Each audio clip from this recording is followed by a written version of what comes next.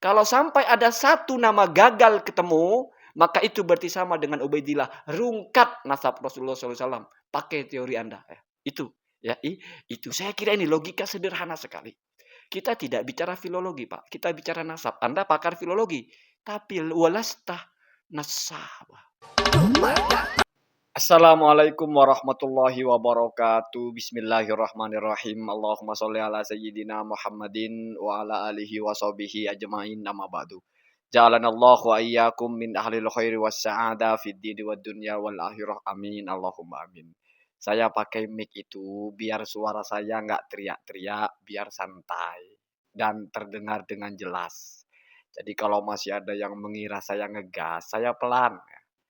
Seperti yang saya janjikan, saya akan membuktikan bahwasannya kalau memakai teori Pak Dr. Manahem Ali, yaitu harus ada dokumen yang sezaman, maka nasab Rasulullah itu bisa jadi sah, bisa tidak.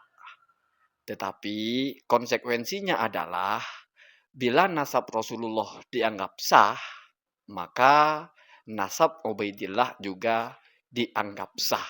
Artinya nasab Habib-Habib Ba'alawi itu maksudnya. Sebaliknya, kalau nasab Habib Ba'alawi itu tidak sah, maka berarti nasab Rasulullah juga tidak sah. Dengarkan penjelasannya. Saya akan bicara pelan-pelan. Asumsikan bahwasanya semua manuskrip, semua data, semua dokumen yang disampaikan oleh Dr. Manahem Ali ini adalah memang sezaman. Maka yang pertama, beliau menyebut tentang Softonius. Bicara tentang Rasulullah Shallallahu Alaihi Wasallam, dan Softonius ini sezaman dengan Rasulullah Shallallahu Alaihi Wasallam. Lalu di dalam catatan Softonius menyebut bahwa Rasul ini adalah Sarasen atau Haragen atau Harasen atau apa? Hagarasen atau Ismailite. Artinya apa? Softonius ini mengkonfirmasi Rasulullah sebagai keturunan Sarah, sebagai keturunan Hajar, sebagai keturunan Ismail, tapi tidak menyebut jalur nasabnya lewat siapa saja. Artinya orang yang sezaman dengan Nabi Muhammad SAW bicara tentang Sayyidah Hajar, bicara tentang Sayyidah Sarah, bicara tentang Nabi Ismail. Tidak bicara jalur nasabnya lewat siapa. Berarti konfirmasi sezaman di sini adalah orang yang sezaman dengan Nabi Muhammad menjelaskan Nabi Muhammad berasal dari jalurnya Sayyidah Sarah atau Sayyidah Hajar atau Ismail. Kalau ini mau di-compare dengan para Habib, tidak perlu nimbak nama Ubaidillah.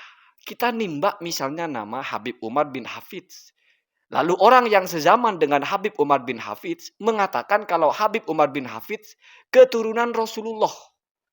Maka posisi Habib Umar bin Hafidz sebagai Nabi Muhammadnya, Rasulullahnya sebagai Sayyidah Hajarnya atau sebagai Nabi Ismailnya. Ini fair namanya. Tanpa perlu harus merilis nasabnya lewat siapa. Jadi konfirmasi sezamannya adalah konfirmasi sezaman di ujung. Atau misalnya Ibnu Hajar mengkonfirmasi gurunya berasal dari Rasulullah nasabnya. Itu sudah sezaman namanya. Kalau misalnya bertanya, tapi Ubaidillah hilang. Maka pertanyaannya, apakah nama-nama 20 nama dari Nabi Muhammad sampai Nabi Ismail atau sampai Adnan saja? Kalau sampai Nabi Ismail itu bisa 60 nama. Apakah semua ada kitab sezaman di setiap tingkatnya? Itu pertanyaan logis, Pak. Bukankah yang disebut cuma satu nama juga? Yaitu satu generasi saja. Ismail. Atau misalnya kita pakai yang punya abad ke sebelum Masehi, abad ke-7 atau abad ke-4. Ya, apa namanya itu? Inskripsi, apa namanya itu ya? Mengkonfirmasi nama Sa'ad. Apakah di situ disebut Sa'ad anak siapa? Enggak. Apakah disebut nama anak-anak Sa'ad? Enggak sama sekali. Cuma mengkonfirmasi ada orang bernama Sa'ad. Lalu apa urgensinya ini membuktikan Rasul keturunan Sa'ad?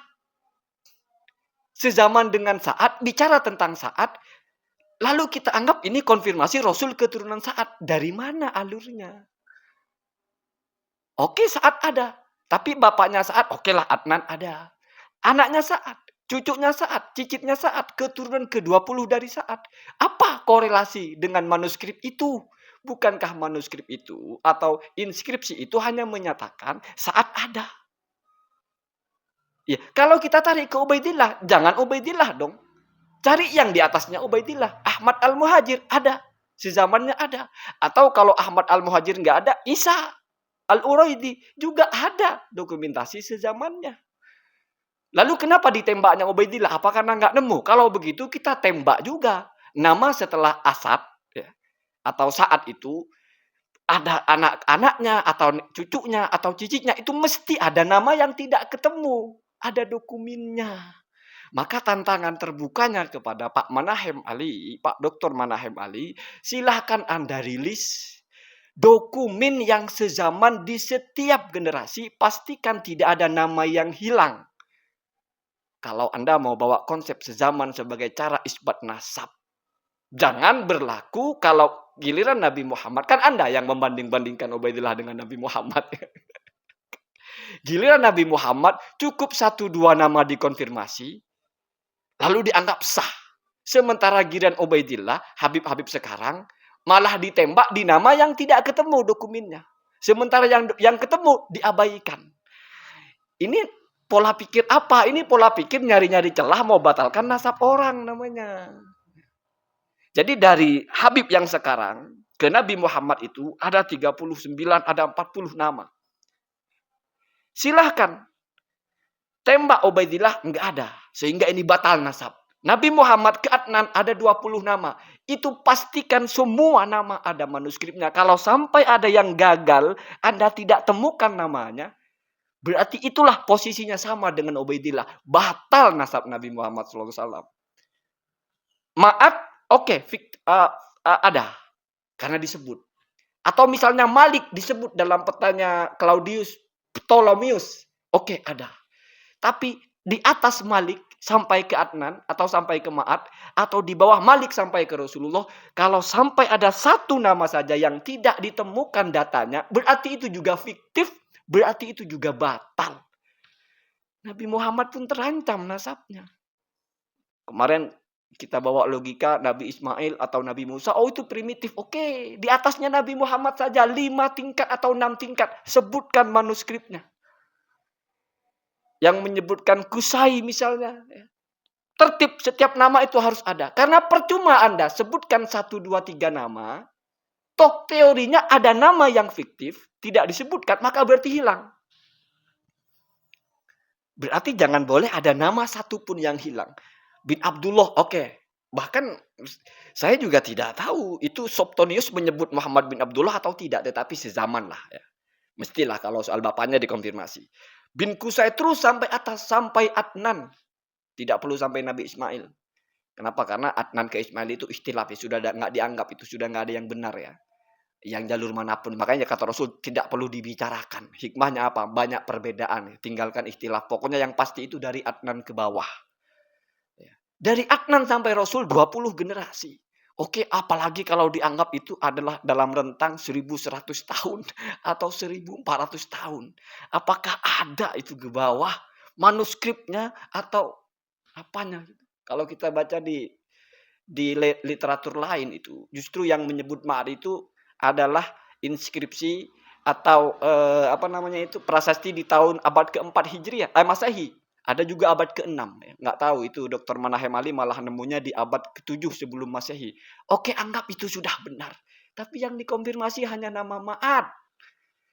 Tidak bicara anaknya Ma'ad siapa. Karena itu bukan buku nasab. Makanya ulama nasab itu tidak bicara harus ada dokumentasi sezaman. Makanya saya sebut itu teori yang Anda buat.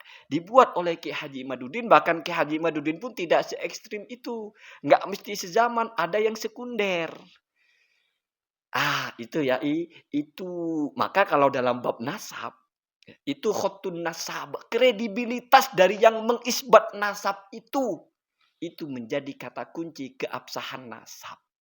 Jadi tidak perlu saya bicara setiap sahadah itu munculkan kitab sezaman, apalagi misalnya Wali Songo. Enggak perlu. Nabi Muhammad saja. Setiap generasi mana kitab sezamannya. Kalau bicara kitab nasab tidak mungkin ada kitab nasab ya. Kalau Anda kan hobi dengan yang eksternal silahkan. Kitab nasab tidak mungkin ada. Karena kitab nasab pertama kali ditulisnya itu justru abad kedua atau abad ketiga. Hijriah, Rasulullah sudah wafat ya. 100 tahun atau 200 tahun baru ditulis kitab nasabnya. Lalu bapaknya Rasulullah, kakeknya, buyutnya terus sampai ke Quraisy.